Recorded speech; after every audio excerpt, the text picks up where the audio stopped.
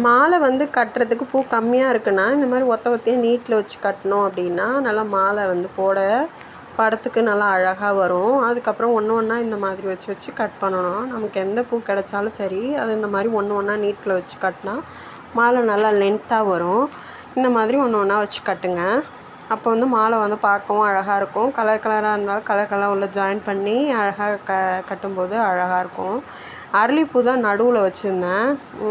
அது வந்து நடுவில் இந்த ரோஸ் கலரில் அந்த பூ நடுவில் வைக்கணும். நடுவில் இந்த ரோஸ் கலரில் இருக்கல இந்த பூ வந்து வச்சுருக்கோம். ரோஜா பூ மாதிரி இருக்கும். நல்லா எங்கள் வீட்டில் தான் பூக்குது. நல்லா சூப்பராக இருக்கும். அதை வந்து நடுவில் வச்சு கட்டிட்டு இதை மாதிரி நல்லா ஃபுல்லாக அதே மாதிரி கட்டி முடிச்சிங்கன்னா ஃபைனல் அவுட்புட்டை நான் லாஸ்ட்டில் போட்டிருக்கேன் பாருங்கள். ஃபோட்டோக்கு வச்சதுக்கப்புறம் ரொம்பவே அழகாக இருக்கும். காட்டுறேன் பாருங்கள். இது மாதிரி இருக்கிற பூவை எல்லாத்தையும் கட்டி முடித்ததுக்கப்புறம் ஃபைனல் அவுட்புட் நம்ம ஃபோட்டோவுக்கு போட்டு காட்டியிருக்கோம் பாருங்கள். இப்படி தான் இருக்கும் பாருங்கள். இந்த மாதிரி தான் இருக்கும். நமக்கு மாலை மாதிரி நீட்டாகவும் வந்துடும் பூ இந்த மாதிரி கட்டி போடும்போது.